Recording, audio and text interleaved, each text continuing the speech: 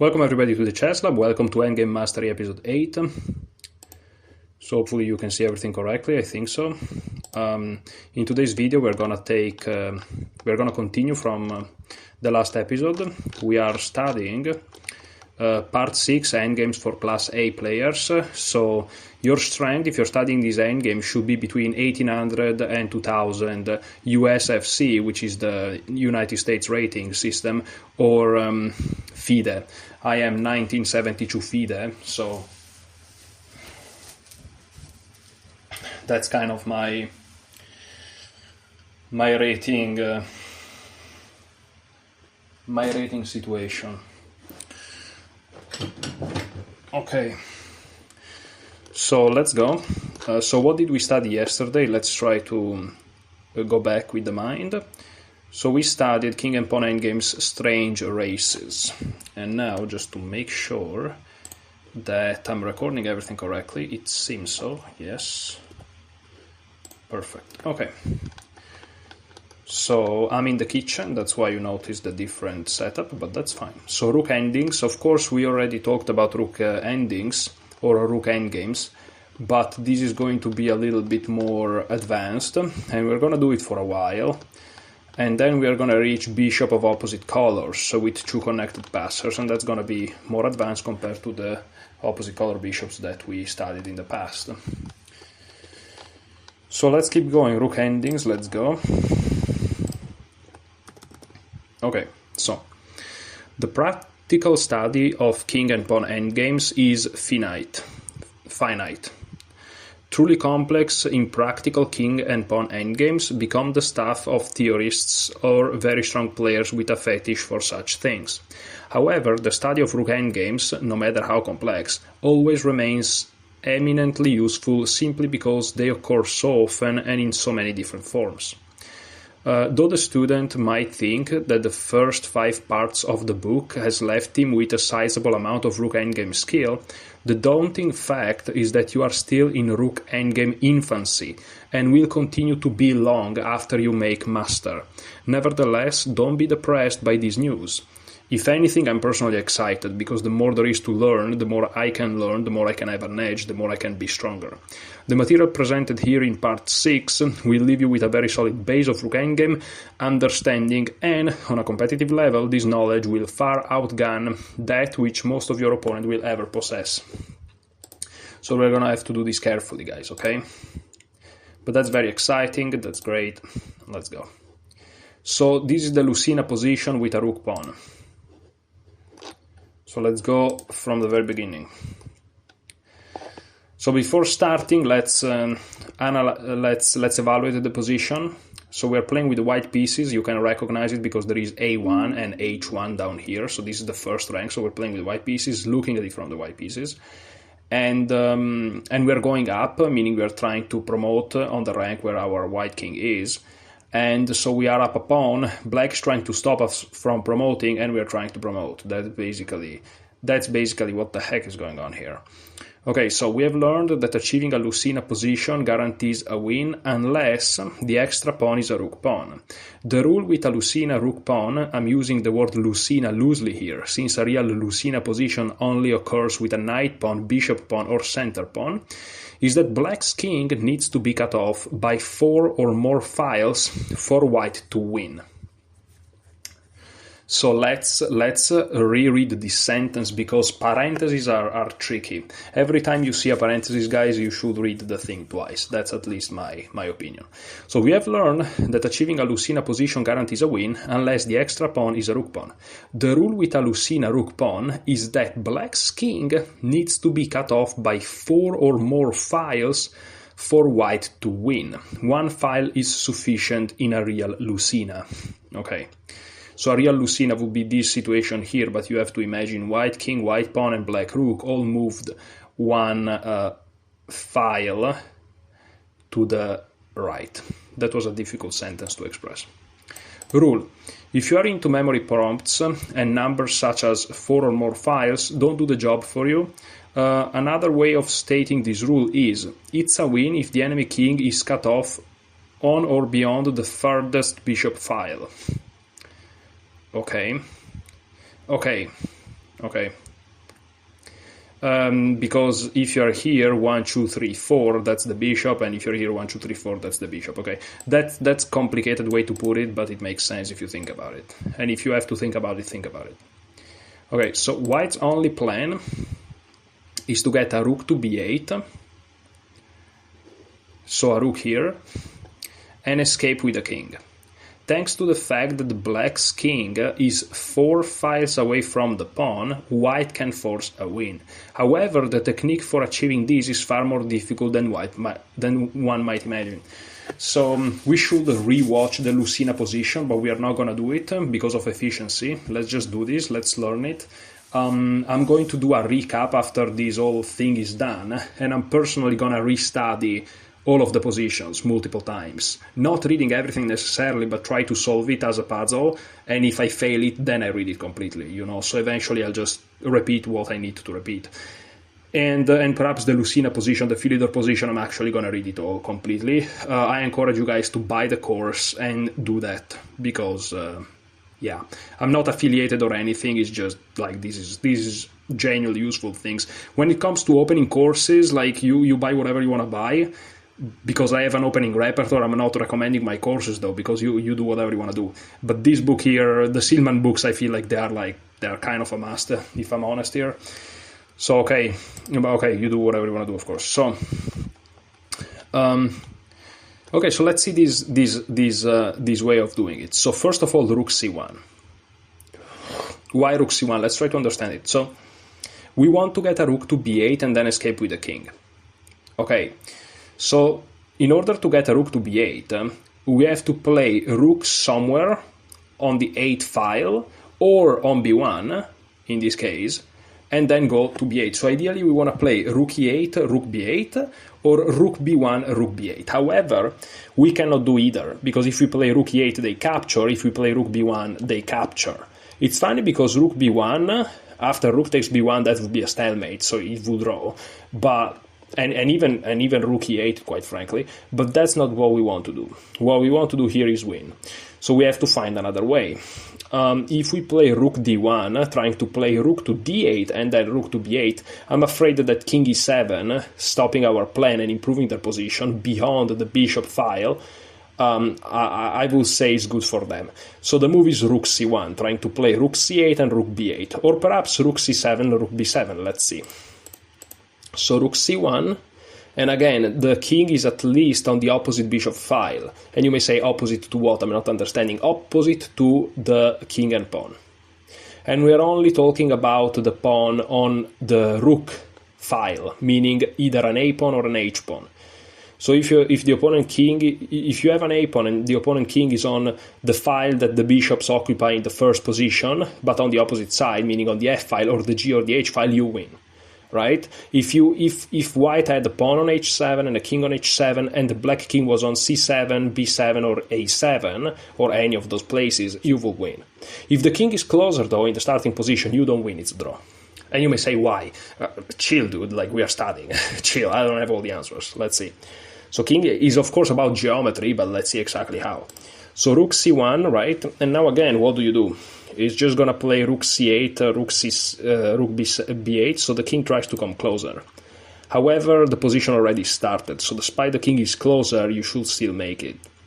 I think, I'm not sure though. So rook c8, and now king to d6. If you play king d7 after rook b8 and rook to a2, there is king to b7. Ah, okay, this is crucial. And here, of course, there is the line, but let's try to understand it for ourselves. In this position here, the king went to d7, right, instead of d6. Now, if rook to b2, right, you have to go to a6, because the king is controlling those squares. So king b6, sorry, rook b2, king a6, rook a2 check, king to b6, because you have to keep defending the pawn. Now rook to b2 check, and if you go on the a file, check, you have to go back. So after rook to b2 check with your king on b6, you have king c5. And if the rook takes, you take with promotion. And if the rook goes back to a2, you promote. and you are left a rook up. So you have this c5 square available, whereas with king to d6, if the black king was on d6, you don't have that. So this is why in this position here, king d6 is more important for this maneuver here, this zigzag here, where you get c5 with the white king, right? But let me show it to you. So king d7, rook b8, rook a2, king d7. Not rook b7 check because of king c8, and that will be equal. So that's why, in the very beginning position, Silman says that the plan is to get to b8 with the rook and not on b7, because the black king always have this maneuver. That's what I would have done intuitively, because I don't know endgames, right? And maybe some of you would have done it as well, but no, it's rook b8, not rook b7. And the idea so is rook b8, and you have to endure some checks, but then the king will squeeze out. So for example, if you made this blunder for black after rook c8 with king d7, which attacks the rook, right? Whereas king d6 doesn't attack the rook. So the best move is, once again, in endgames, counterintuitive. That's why endgames are so tough. And you usually reach endgames in time travel, so make it make sense. In fact, I'm a big proponent of changing the time formats for classical chess and giving players the extra 30 minutes or whatever on move 30 and not 40. Because giving it to move 40 is ridiculous. Like, the amount of mistakes you do from move 35 to 40 is just embarrassing, because that's the endgame. So anyways, rook b8, rook a2, king b7. Again, not rook b7 because of king c8, that would be a mistake by white. But okay, after king b7, there is check, king a6, the variation I showed you. And after the check, king b6, of course, you don't go further because you will lose the pawn, and that's a draw. Remember, we're trying to win. And here you escape, and the king walks towards the rook and soon forces resignation. Yeah, because here there's no way to stop promotion. If you approach with a king, I just win a rook, thank you very much. That would be ridiculous, but I think it's proper to show it to you. So, king d6, exclamation mark, and now rook b8, and now rook a2.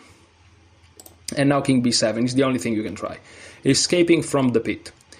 Leading to nothing is rook b7, which again I will do, threatening king b8, but then rook to h2, and all of a sudden you go on the other side, when king b8 will be a blunder because of checkmate, believe it or not.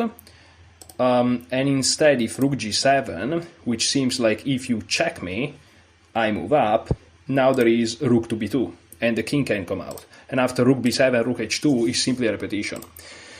So you may say, okay, instead of that I'm going to do rook b1, trying to escape here, but now king to c7, and that's just a dead draw. If you do nothing, you may get mated. You're not getting mated here because you can interpose, so, but you have to be careful. So let's spend a moment explaining why the position after king c7 is so drawn. King c7 on which move? 5 king c7. Oh, this position here, okay. So let's spend a moment explaining why this position here that you're seeing on the board is so drawn. First, black to move will play rook c2, when white can't even dream of winning. For example, rook h1 will meet by rook c3, and after rook h7, king c8 is just this white king cannot escape. And it should now be clear that the white's king is forever entombed on a8. Now, if we go back to this king c7 position, let's say rook c2, if you play rook b7 check, king c8, rook b8, king c7, white's king will never escape from the corner once again. So let's go back to this position, rook c2, rook to h1, and there is this. So in this very, very first position after king c7, white to move from the position after king c7, rook c1 check, king d7, king to b7. That's the only choice, since after this check, king c7 only helps black, and if you play rook b1, king c7 gets nowhere. And trying to build the bridge rook c4 fails to rook b2, okay, and the king cannot escape. So after rook c1 check, king d7, king b7, only hope, but now you get hit with rook b2 check, king a6, rook a2, and after the king escape, rook a2, unfortunately there is no rook on b8, right? And so that's a draw. That's why the position after king c7 here is a draw, because black managed to get this rook out of b8. Because if the king reaches c7, and that's why the king has to be far away, if the opponent king reaches c7, or if you were here f7, or if you were here with black f2 or c2 if you were here, it doesn't matter. Once this position is reached, the only way to get this rook out, the only way to get this king out to allow your king to move and promote is to check. And it doesn't matter where you're checking really, but let's say the optimal, the furthest, c1, then this rook is not on b8, which is the optimal square, or on g8, g1, b1, depending which color you are. Hopefully you're understanding. So the other rook can always stay behind. If you get out, it's a check, and if you move away, trying to zigzag away, simply the rook backs the pawn, and you don't have it on the adjacent square, so you cannot promote. So hopefully that's clear.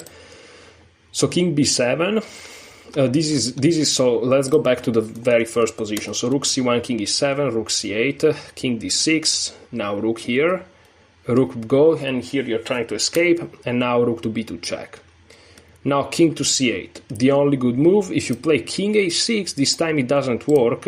That's basically the variation we just saw, and you're not escaping. Here you should go back and redoing. And why would I have to repeat with king a6, check, king b7, rook b2, rook c8 in order to get back on the right path? This responds to our position. Now rook c2 check, king d8, and now there is a funny situation, which is rook h2 check. Rook h2, threatening checkmate. And now if you promote, again, there is checkmate.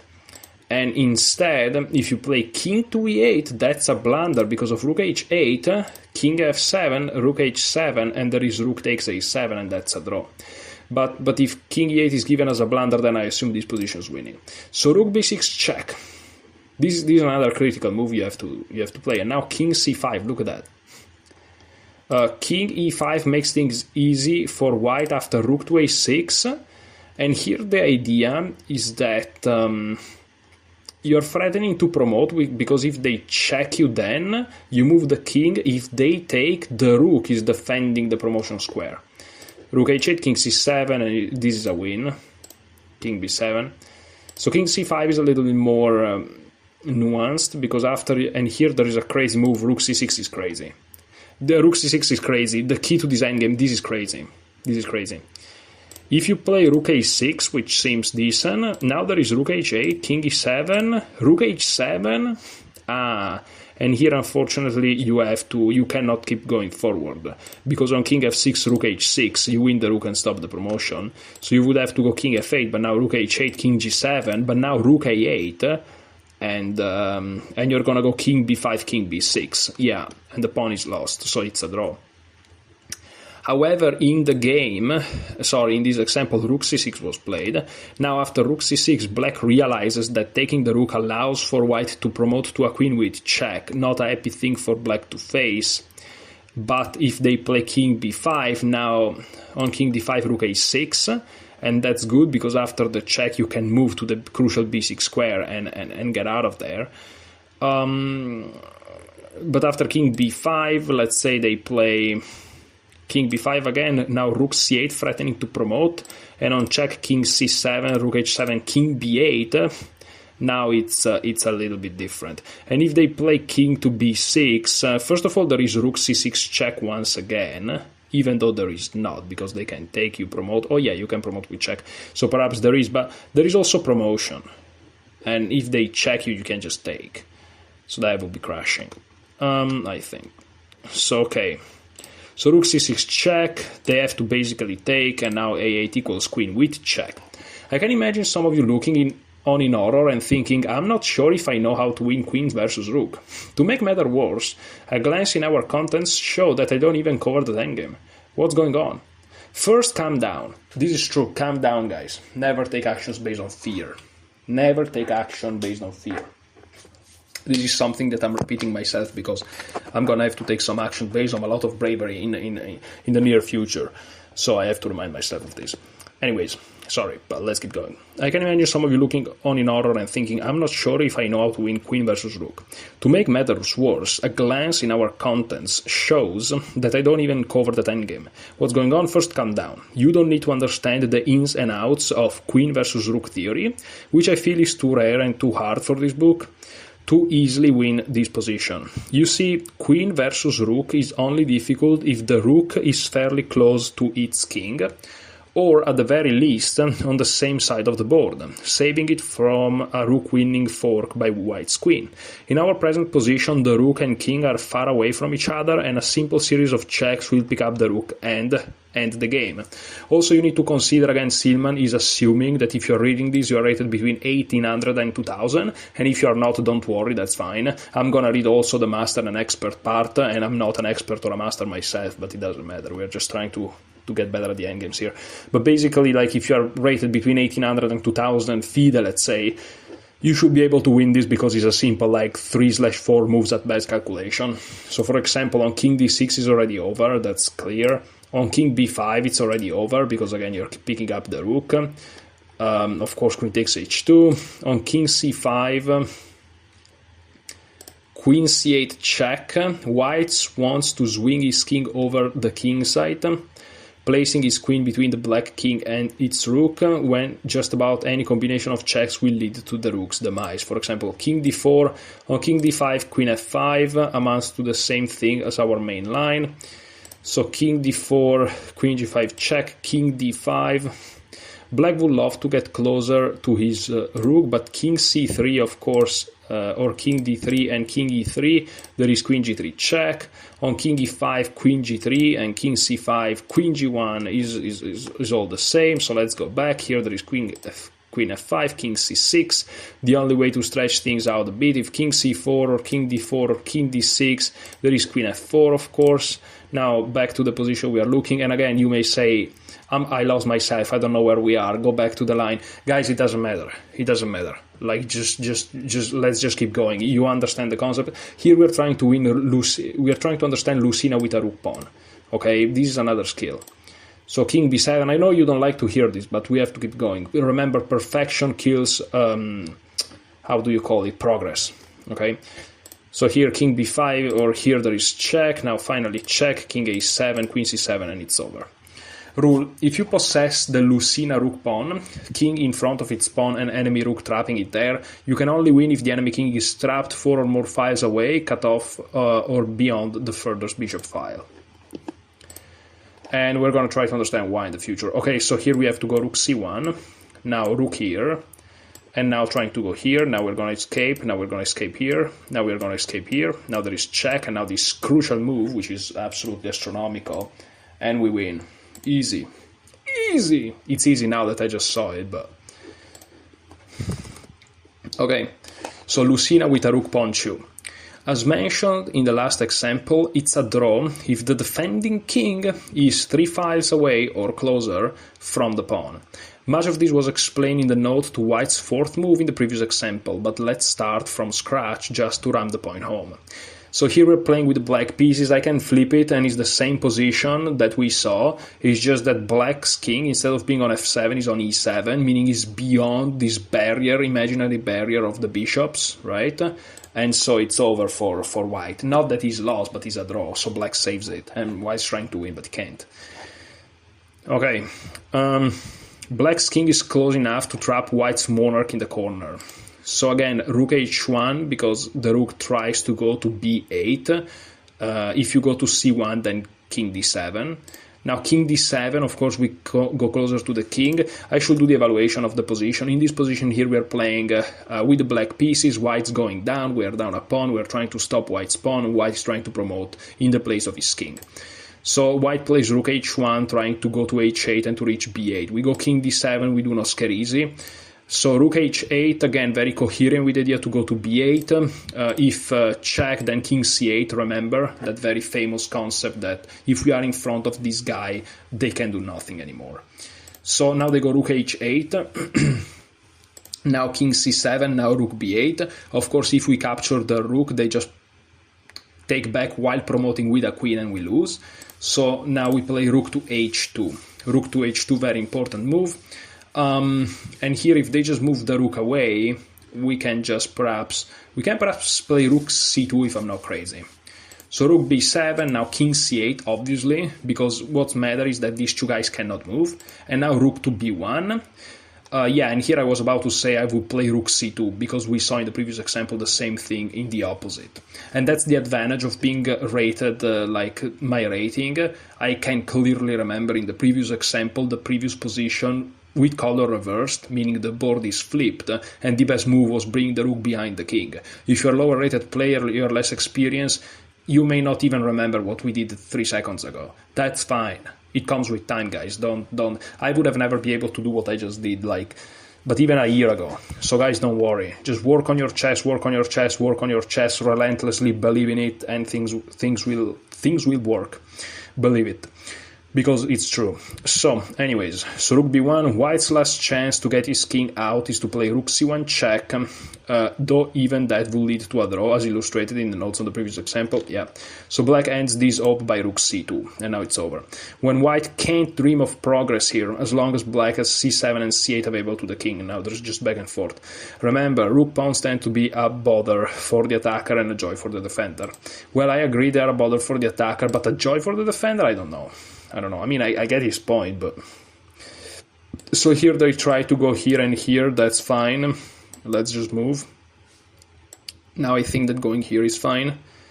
Okay, they go here. Now I don't remember the move. Unfortunately, I think rook h2 perhaps. Yeah, if check, we just go over. Now they want to check us here. Sorry, I don't know what the fuck just happened, but we're just gonna prevent it. Now I have to check if my recording didn't just crashed. Okay, you guys can see everything. Sorry, but I have to make sure. Okay, so let's just keep going. Okay, so now we started Lucina with a rook pawn. That was very interesting. Rook in front of its 7th rank pawn. Okay, what is this? So let's go back. So let's evaluate the position. We're playing with white pieces. We are going up. So we are trying to promote where the black rook is. And let's see what he says. Rook in front of its 7th rank pawn. Okay. So here another way to put it is, because you may say that's a white pawn, that's not a black pawn. Yeah, but it means rook in front of a rook 7th rank pawn, because the a pawn is a rook pawn. So he says rook in front of its 7th rank pawn. It's, I don't know, a weird way to phrase it. Anyways, when a rook is trying to shepherd a pawn toward... Sorry, when a rook is trying to shepherd a pawn down the board, so now the subject is the white rook, I guess, it usually dreams of being behind the pawn. This is a super important principle, by the way. So many times, if you're low on time or in time trouble in an endgame, you have a passed pawn, put a rook behind it. Again, ideally you should calculate the best move, and sometimes, out of 100 times you play this, you're gonna lose, because it's the wrong move. But most times than not, it's the best move.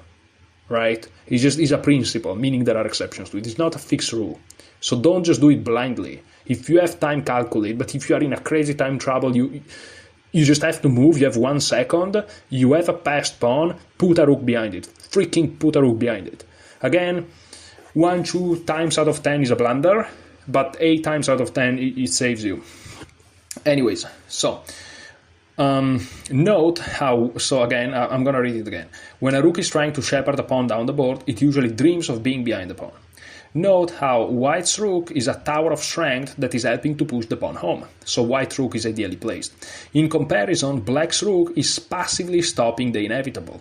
White wins by approaching with the king.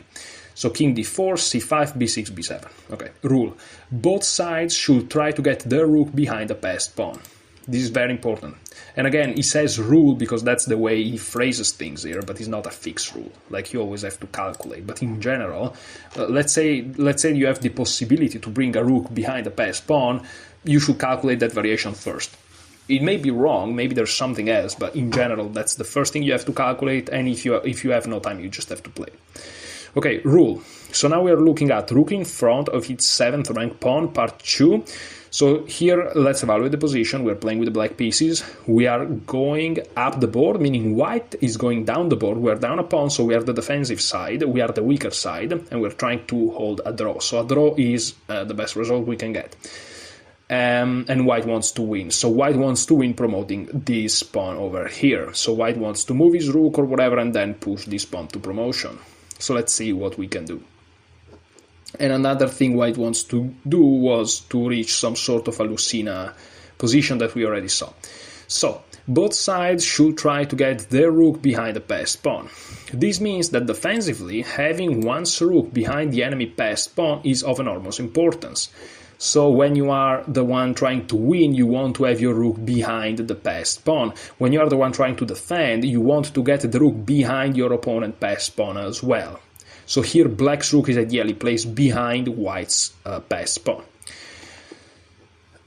So this means that defensively having one's rook behind the enemy passed pawn is of enormous importance. And if you're a beginner and you're wondering, so it doesn't matter who's the passed pawn, whether you are attacking or defending, always the rook behind it? The answer is yes. Yes, you understood correctly. Yes, always behind the passed pawn, even if it's your opponent, if you're defending, yeah.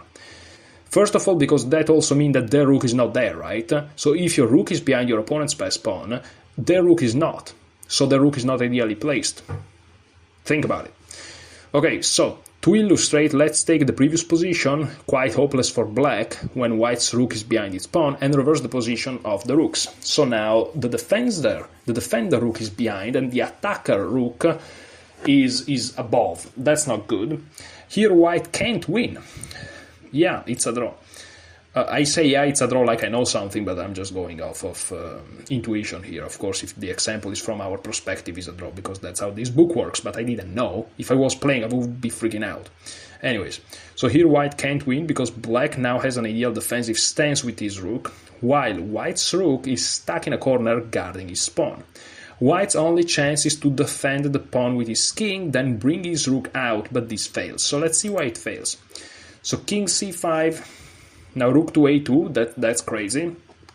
And this is, as you can see, is a complex endgame. So now there's going to be some variations. Many moves are fine. For example, king g7, which tries to approach, also does the job. While rook c1, king b6, rook b1, king c5 check is quite sufficient, though black can't get too overzealous with his checks. King b4, rook b1, king c3, rook c1, that's a blunder. On rook a1, this is still a draw. Don't ask me what the fuck that is. On rook c1, that's a blunder, because king b2, when suddenly black's rook isn't available to get back behind the passed pawn. White wins after rook to c7, for example, but now we sacrifice the rook, and after king takes h8, promotion. Okay, so that makes sense. I should point out that another way to lose after king to c5, is rook a5 check, since this lets white attack the rook and guard his pawn at the same time by king to b6. The continuation might be rook a1, king to b8, freedom at last. This rook can finally take an active part in the battle to promote the pawn. Rook b1, king c7, rook c1, king b1, rook b1, king a8, rook to g1, rook to b7, check, king h6, king to b8, threatening a8 queen, check, king c7, threatening rook to b8, rook g7 on rook a8, king b6, and rook b8 follows. Okay, so check, king b6, rook g6, king a5, rook to g1, because if you check, there simply is king a6 on rook g6, rook b6, and it's over. On rook g8, what happens? Oh, on rook g8, nothing happens, because that's pinned, so that's illegal, that's over. So rook g1, that's the last trick. Of course, if you promote, there is check and picks up the rook, but you don't promote, you give this check. And after king h7, king to a6, and you're gonna sneak past your rook after the check.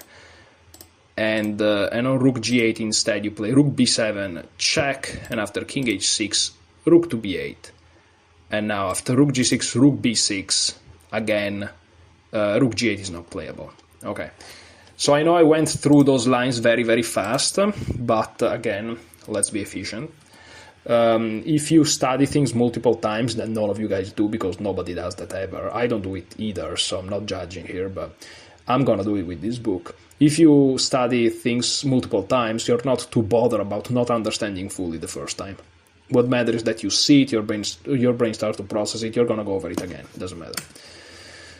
And that's what we're doing here. So that's why I recommend to buy this book and just grind it multiple times. Anyways, so king c5, and noticing that I'm starting to say these things in part 6, which is very advanced. The previous parts, I will say you don't have to go crazy grind about it, but here it's tough. So king c5, rook a2, and maybe actually what I said is very stupid, because that's rightfully my level. If your level is 1400, you should go to the part of 1400s and you should grind that part as much as I grind this part. So anyways, king c5, rook a2. Again, many moves are fine, but not really. So king b6, now rook b2 check. Rule: in these positions, whenever the king touches its pawn, trying to free its rook, the defender should smack it away immediately with a check. King c7, and now rook to a2 back. Remember, the defending rook needs to be behind the enemy passed pawn. Failing to do so will allow the stronger side's rook to get out of its cage. King b7, rook b2, because again the king approached. King c6, rook a2, back. White's insurmountable problem is now clear. Black will check white's king whenever it touches its pawn.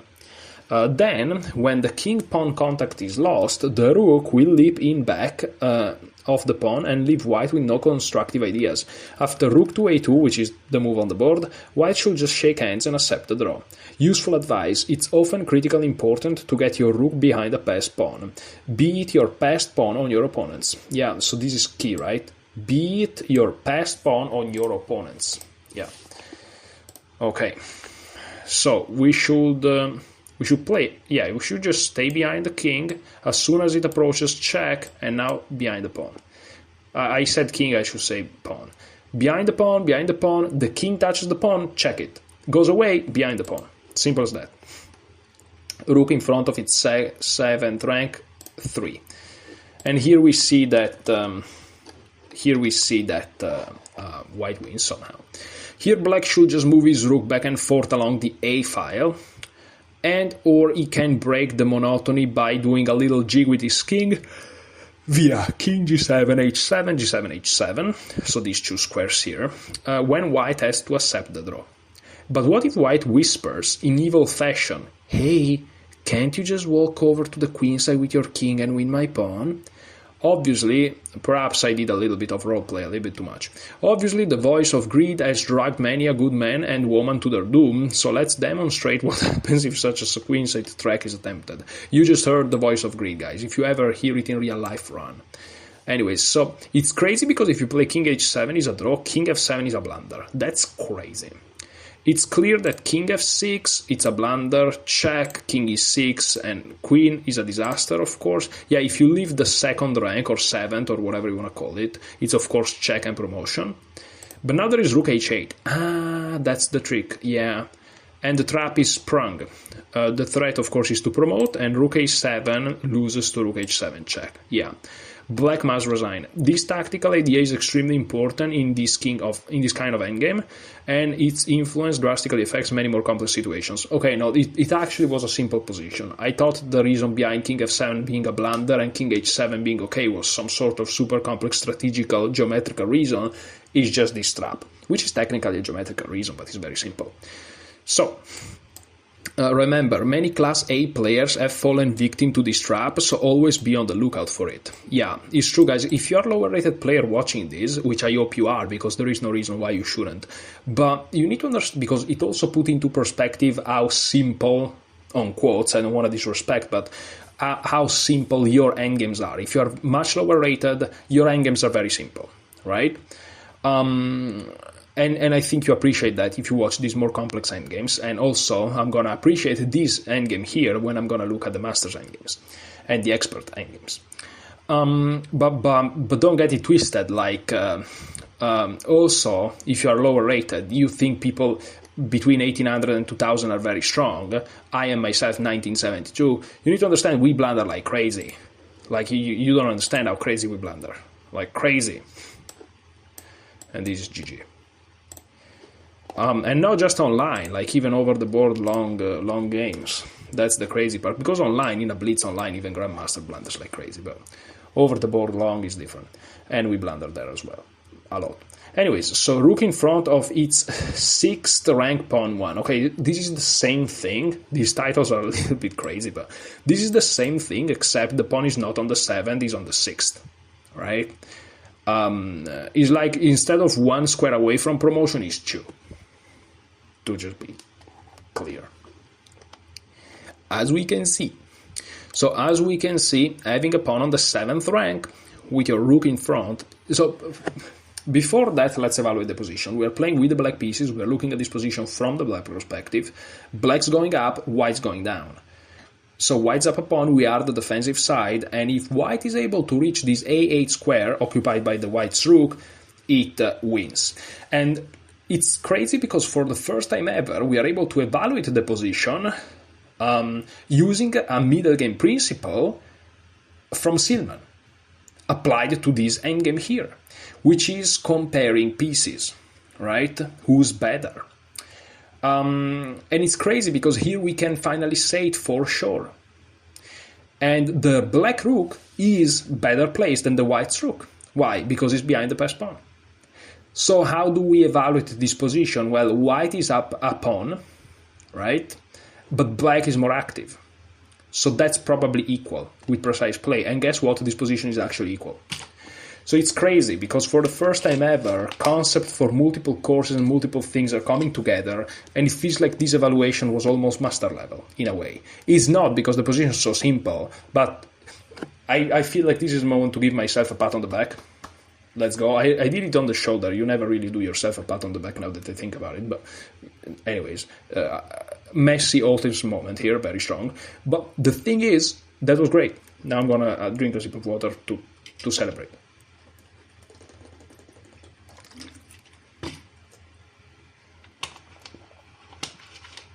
Fucking awesome.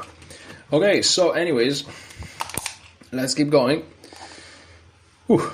As we can see, having a pawn on the 7th rank with your rook in front is a double-edged sword. On one hand, it dooms your rook to passivity. On the other, it forces the black king to everlasting imprisonment on h7 and g7, otherwise the above tactic ends rather quickly. This brings up an important question. If black gets his rook behind your pawn, here is talking like we are playing with the white pieces, even though this specific diagram is from the black side. So it's like we are white here, okay? It's like we are white here. So this brings up an important question. If black gets his rook behind your pawn, so let's say we are white, even though we're looking at it from the black perspective, this is weird, with your rook in front of it, okay? But the pawn is only on the 6th rank, should you push it to the 7th or leave it where it is? In this position, pushing the pawn to a7 creates an instant draw. The previous examples should have convinced you of this. Because white's rook would remain forever passive and any attempt to defend the pawn with the white king will fail. Sorry. I'm a little bit tired.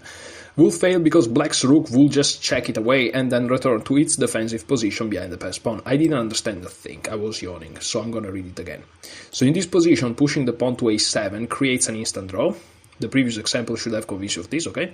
So pushing the pawn to a7 creates an instant draw because white's rook would remain forever passive, and any attempt to defend the pawn with the white king will fail because black's rook will just check it away and then return to its defensive position behind the passed pawn. Exactly what we saw previously. The real question here is, how can white try to win? It turns out that white has many advantages. First of all, so this is now Silman teaching us why I'm a fool, and this is proper evaluation of the position. Okay, so his king can easily break black's block. This is like when they tell me, oh, the boyfriend of my sister's best friend, and I'm like, wait, what? And I have to like wait 5 seconds to kind of understand what the fuck they're talking about. So his king can easily break black's block on the 7th rank by scuttling over to b1. Yeah. So here this black rook is blocking, right, the white king that cannot just move forward, but the white king can go here to b1, and again, the black king can only do this, and then this rook has to move, and then the king can advance. Simple as that. That's what he says. and then march up the boards to its pawn, of course. When the pawn is on the 7th rank, which is not, white's king would have nowhere to hide. With the pawn on the 6th, the king can hide in front of it on a7, so this king can one day reach a7. This finally frees the a8 rook. Point number 3. Black's king is forever stuck on h7 and g7, since any attempt to rush over to the queenside fails to a well-timed a6, a7, when the poor king would be stuck in no man's land. All these facts make it sound as if white should prevail, and if black tries to maintain his rook position behind the passed pawn, white will indeed be able to claim victory. However, we are looking at this diagram from black's perspective, and when this happens, it's usually a draw. So let's see what happened. King f1, king h7. Note that black's king can participate in the defense. On king f7, immediately king e1.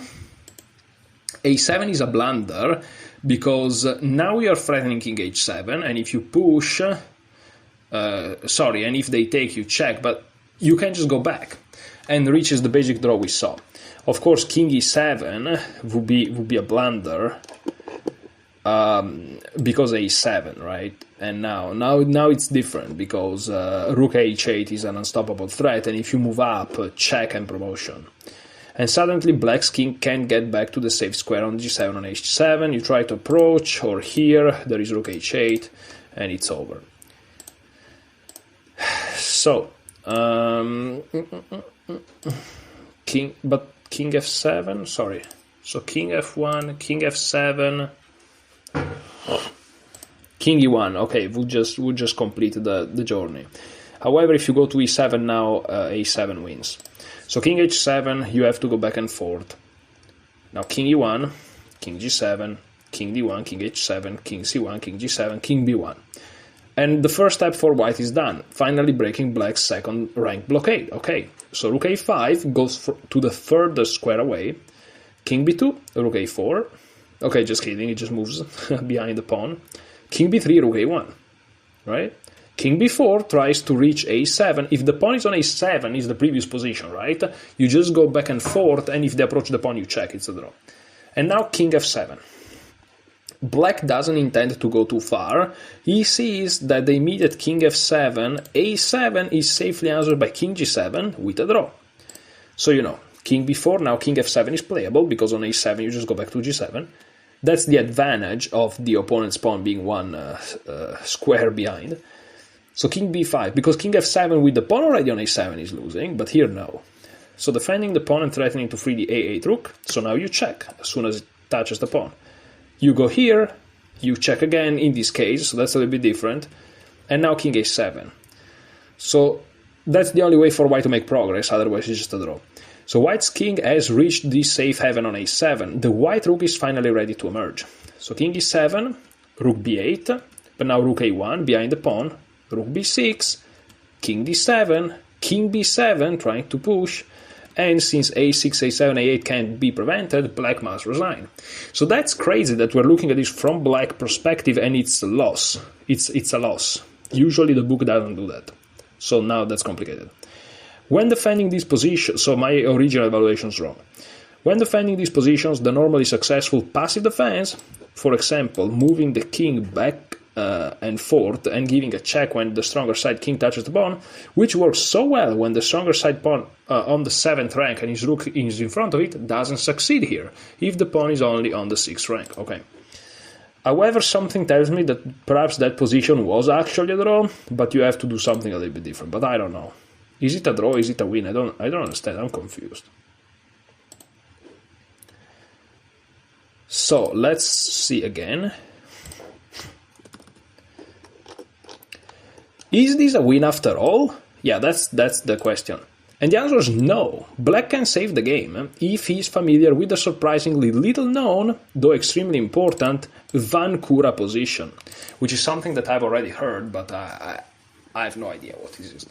Which is illustrated in this position. So the previous position, the reason it was shown from the black's perspective is because the starting position of that diagram, the evaluation I did, which turns out to be correct, plot twist, is indeed a draw. Is indeed a draw. It's just that I didn't know that. So just as the pawn on the 7th deprived white's king of any cover, the flexible position of the defensive rook and the unfortunate position of the stronger side's rook effectively does the same thing, since 1. Black can check along the f-file, okay, his rook attacks a6 and thus keeps the white rook cornered. 3. White's king has nowhere to hide. If white's had a b-pawn instead of an a-pawn, this would no longer be the case, since white's king could be hide on a6. Yeah, if the pawn was here, the king could go here, but here you cannot go on omega 6, because that doesn't exist. Okay, so let's see how it goes. So king b5. So this is like a more advanced version. The rook is not here, the rook is not here, like the rook is already here, but of course you could do that previously, right? So king b5, defending the pawn and threatening to free the a8 rook. Of course, a7, there is simply rook a6, right? Remember. And if you go to b5, you go back to a8, sorry, to a1, exactly. It's an easy draw, and on rook a7, king g6 is also nothing for white, okay. King g6 though is complicated, I don't understand it fully, but okay. King b5, rook f5 check, king c6, rook f6, king d5, there's no gains after king b7, rook f7, so king d5, and now rook b6. This important move keeps contact with the a6 pawn and continues to force white's rook to act as a permanent babysitter, so king e5, and now rook c6, and you just move back and forth. Yeah. Black could also draw with king h7. The king on h7, rook on g6 is as fully adequate as the king on g7 and the rook on f6. What the fuck did you just say? The king on h7 and the rook on g6? Okay. However, some care must be given, since in this particular position with white's king on e5, rook f6 instantly drops the game to check, and the king is not in the square. That's crazy. Back to basics. So rook c6, rook a7 check, and after king g6 is a draw, since after this check, and just check forever. Okay, I'm gonna re-watch these moves. So after king b5 you check, and now you touch the pawn, you move one square further, you move up, you move closer, and you do this. Okay. This is very difficult. I may actually blunder this because I already don't remember what the fuck am I supposed to do here. Check? Am I supposed to check?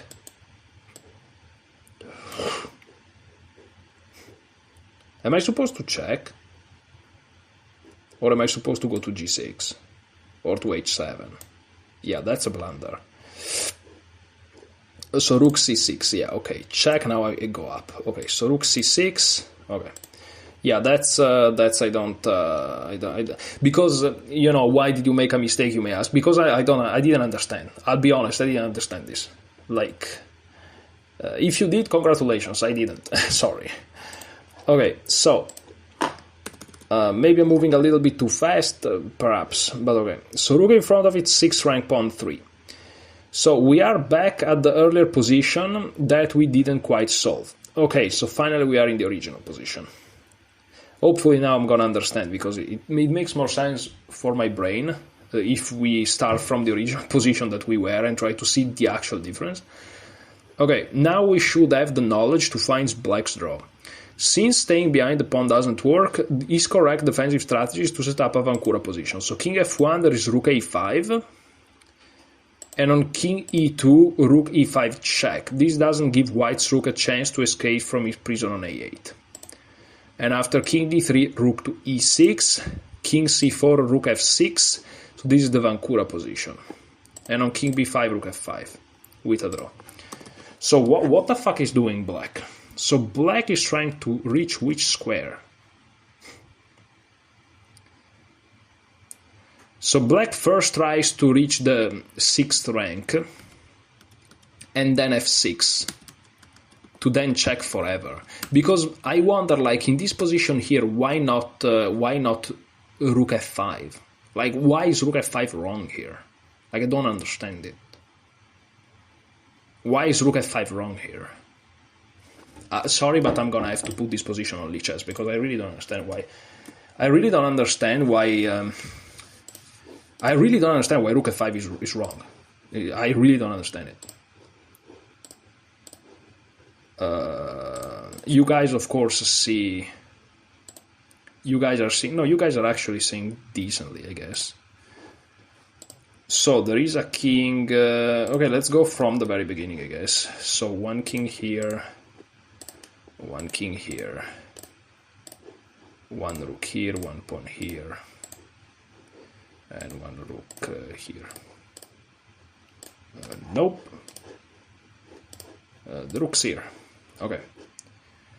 Analysis board. Who's to move though? Who's to move? White to move. Yeah. So king f1. I'm gonna use the engine brutally because. So first of all, many things are drawing, but rook a5 is given as best. And now king to e2.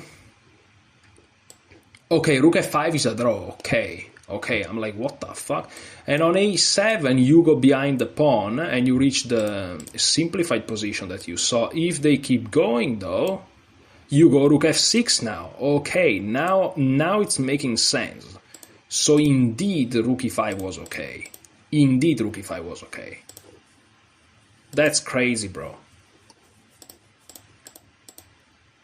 Sorry, rook f5. Rook e5 is in the example.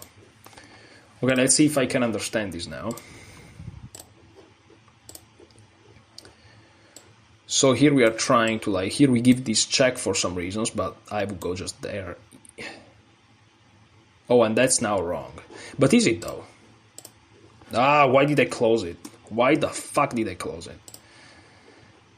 Sorry, guys. I'm tired. That's why I'm going a little bit crazy.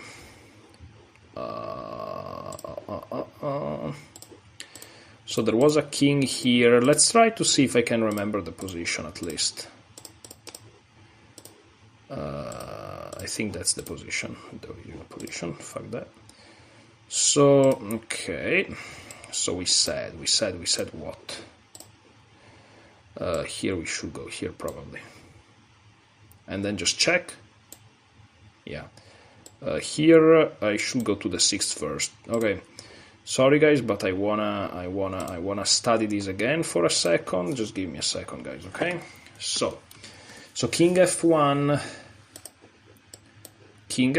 we play rook e5, king e2, and now there is this check, and now king to d3, right? And now the question is, what did I play? I play rook f5. No, rook f5 is wrong. Rook f5 is wrong. So let's try to understand why. So it's important to go. So here is where the only move is. So rook to e6 is the only move here. Is the only move. If we play rook f5 with the idea rook f6, what's the line? The line is rook a7. What if I go here?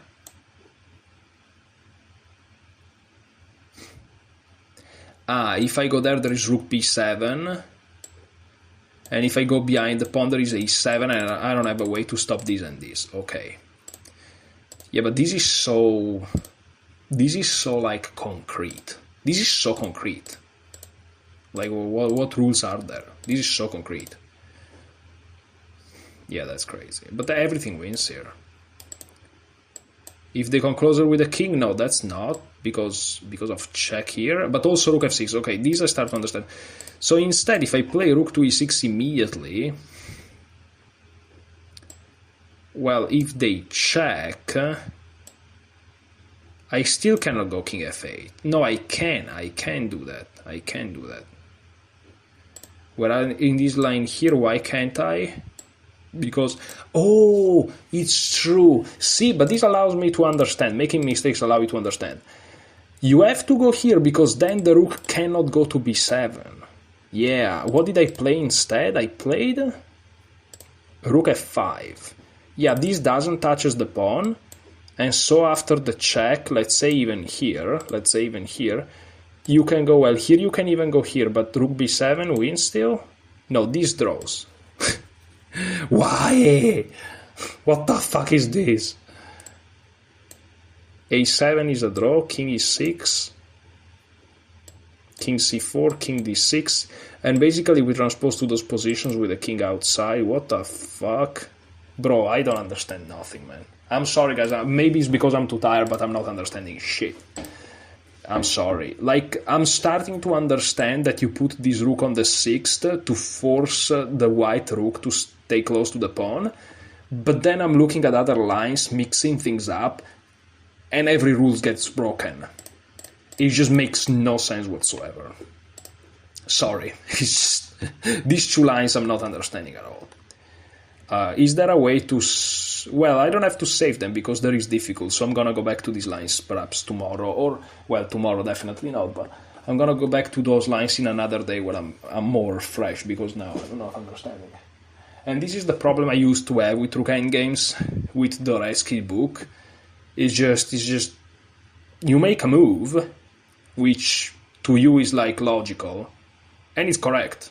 Then you make another move that is logical, which is the same thing. Of course it's not, but you think it's the same thing, and it's wrong. Completely wrong. And you just don't understand. You just don't get it. And then you're like, oh, finally I get it. It's because if the opponent plays this, they win. And you play it, and it's a draw.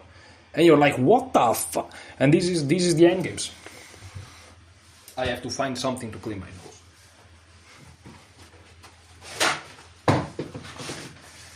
And it pisses you off a little bit, you know? Pisses you off a little bit, but...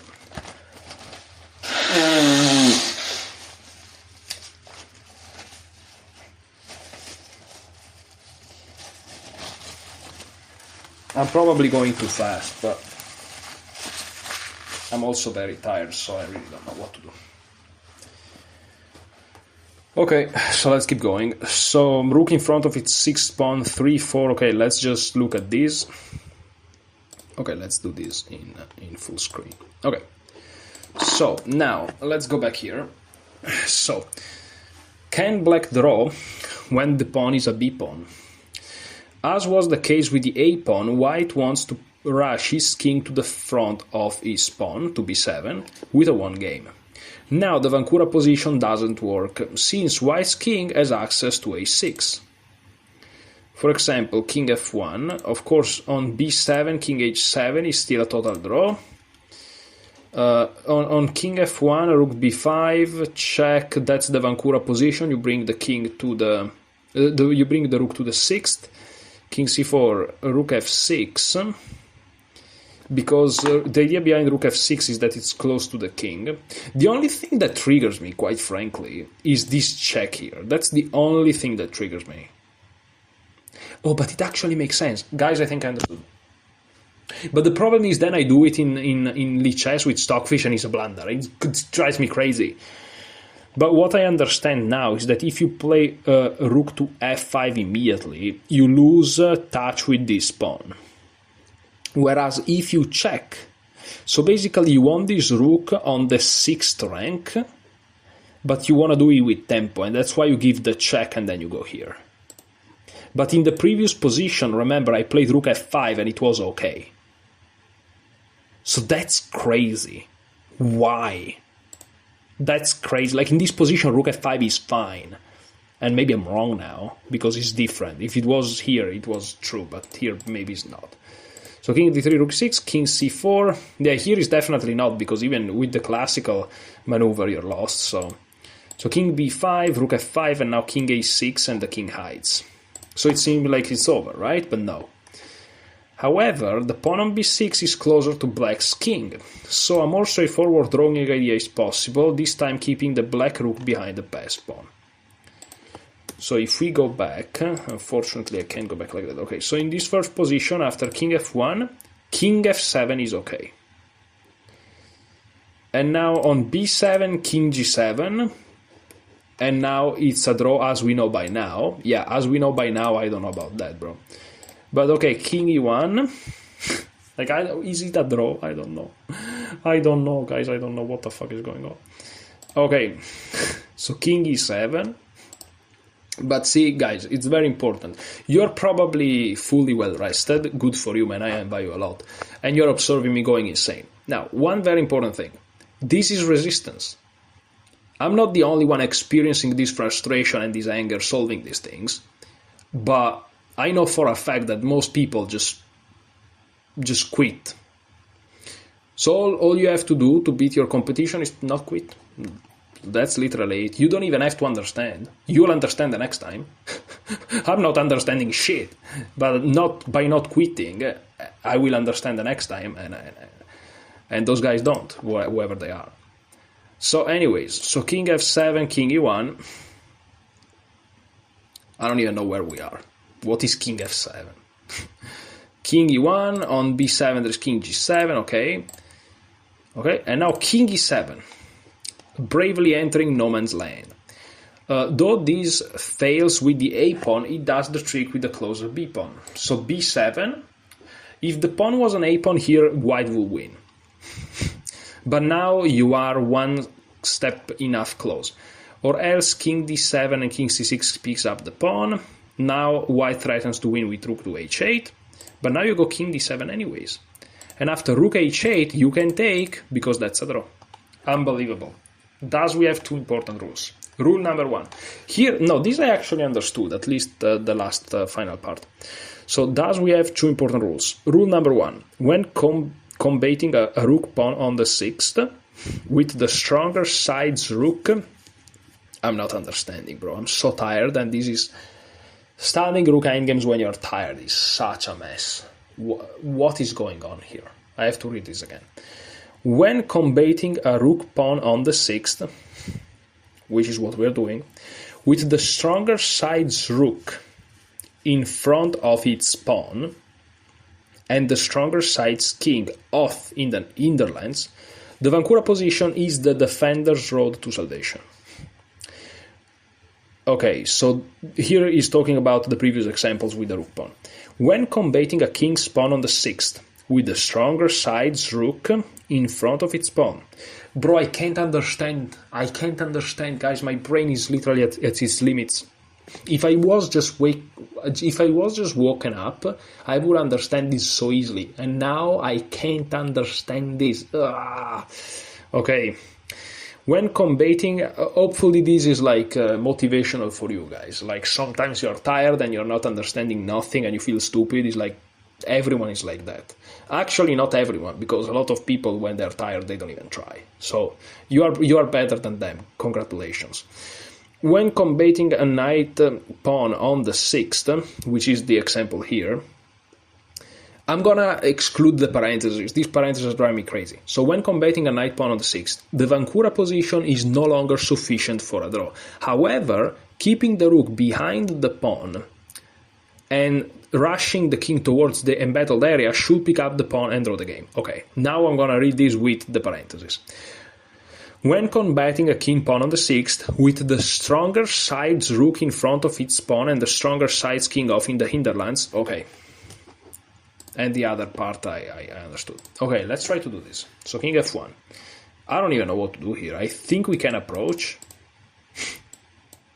Okay. I was about to go crazy, bro. I was about to go insane. Well, it doesn't matter where you go. Okay. Okay, so that was rook in front of the... Okay, now I'm gonna go over this again. I don't care. Let's go. Let's grind. What time is it? It's 22:35.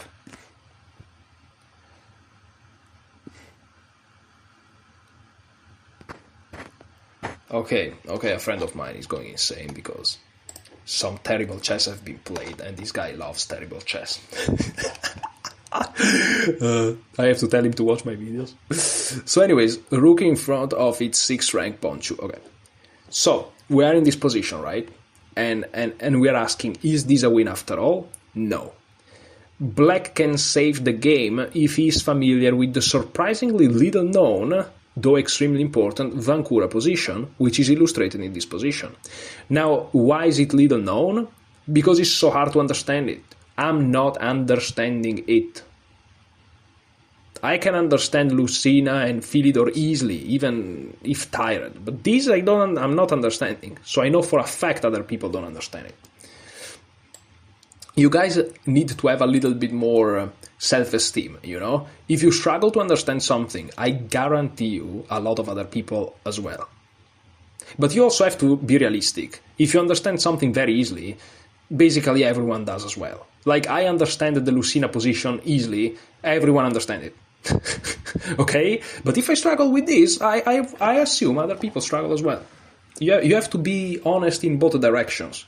You're not a genius, but you're not an idiot either. Like, you have to have some self-esteem, but also stay with your feet on the ground, as they say. Okay. So, just as the pawn on the 7th deprived white's king of any cover, the flexible position of the defensive rook, which is the black rook, and the unfortunate position of the stronger side's rook, which is the white rook which is in front of the pawn, effectively does the same thing. Since, point number 1, black can check along the f file. Okay. His rook attacks a6, and thus keeps the white rook cornered. This is important. White's king has nowhere to hide. If white had a b-pawn instead of an a-pawn, this would no longer be the case, since white could hide on a6, and that's why he tells you that the Vancouver position doesn't work with the b-pawn. However, since the black king is closer, it's not the black king closer, it's the white pawn closer, so it's also closer to the black king. Here, this is philosophy all of a sudden. It's still a draw, but for different reasons. And I think this is what is tripping with my brain, and perhaps your brain as well, if you're having trouble.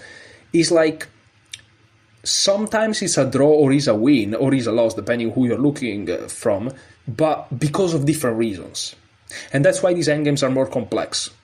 Because in one situation you apply one thing, in another situation you apply another thing. And that's messing with my brain.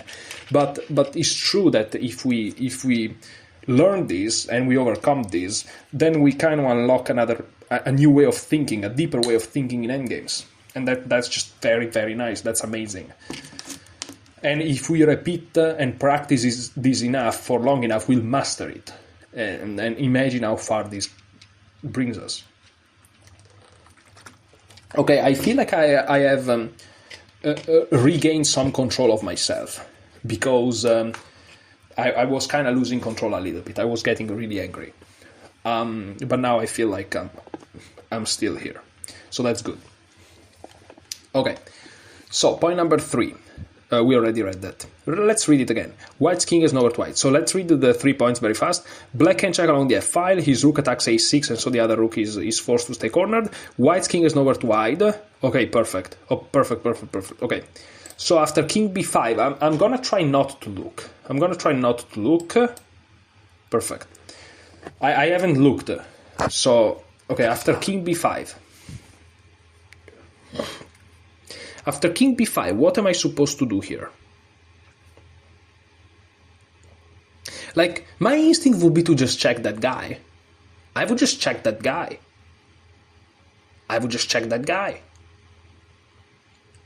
Why not? I would just play rook f5 check. So rook f5 is my move, but why? Why? Because if the king goes to c6, then I check him again on f6. If the king goes to d5, I'm going to check him again. If the goes king to e6, well, if I check him again, he's going to go to e5. I don't like that. So instead, perhaps I can go rook a5. Is this a blunder? Is this lost? I don't know. Let's see.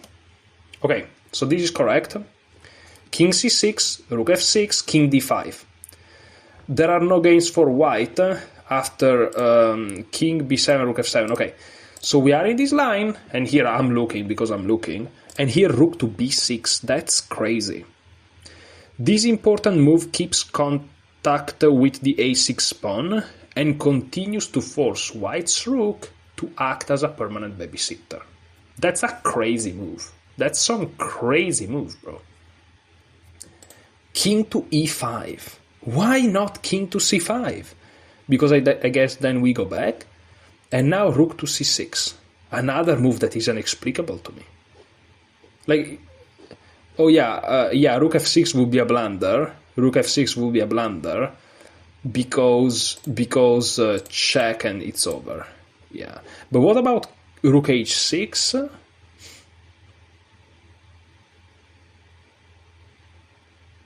I don't know about rook h6 though.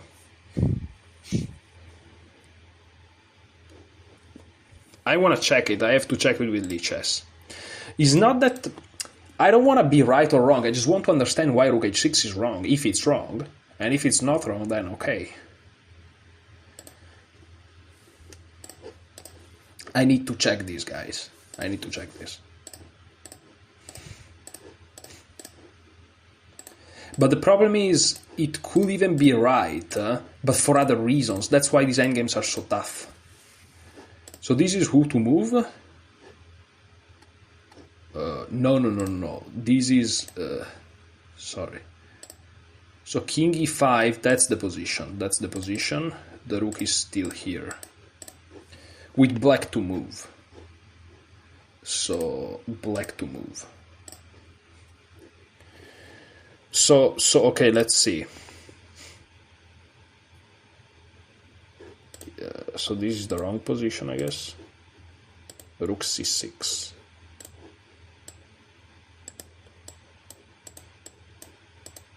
Oh, it goes up. No. Bro. Editor.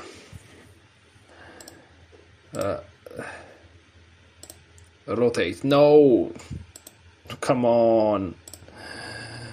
So it's flipped? Yeah, it's flipped. It's flipped, bro.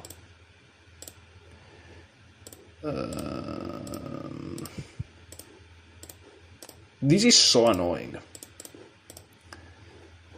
So this is the position. Black. Okay.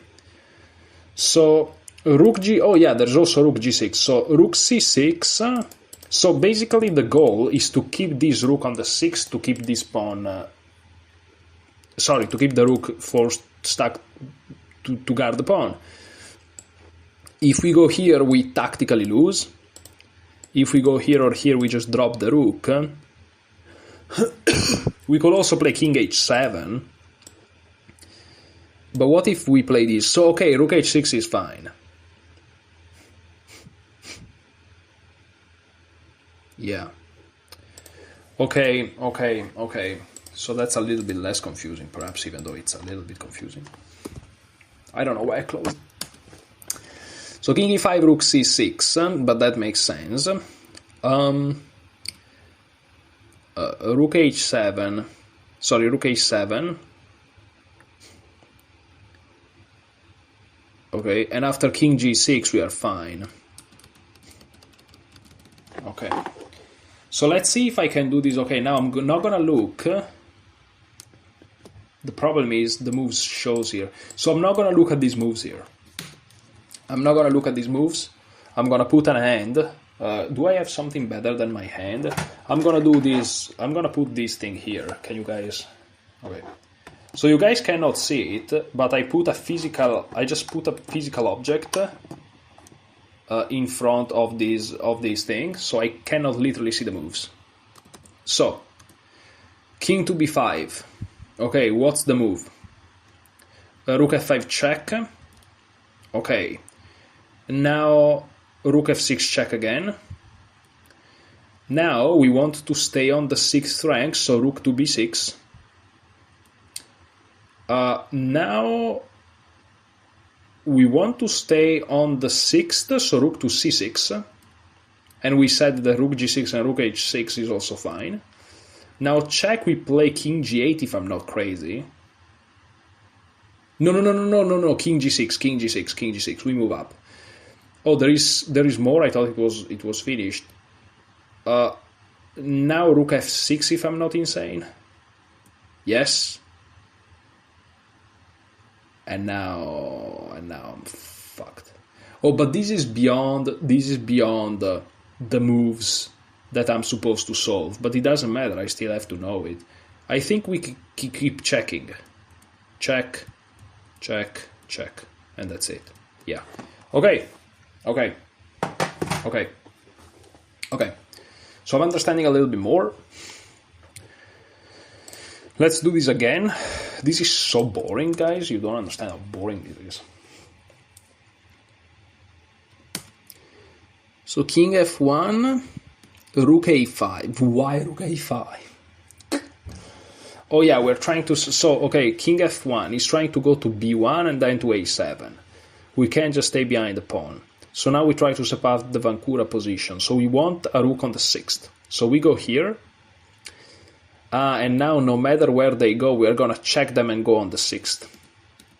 Yeah. But now do we stay on the 6th or what do we do? Yeah, we go to f6, of course. That's the Vancouver position. And now do they check them? Yeah. Okay. I think I got this as well. I'm starting to get the gist of it. I don't know what gist means, but I still have the object in front of the things, you know. Okay, so king f1, what do? We go to a5. Now they move up. Now we check them once. And we go to e6. And now we set up the Vancouver position with rook to f6. And now we check them. And we basically transpose to b4. That's crazy. I'm starting to understand it. Okay. So these two are now faced. And now we are facing rook and pawn on 4th or 5th against the rook. Okay, and then there are the bishops. Woo, finally, the rook, I can't do the rook, man. We're gonna do it, obviously, because we're psychos, but I can't do this. So what I'm gonna do, I'm gonna take a quick break, guys.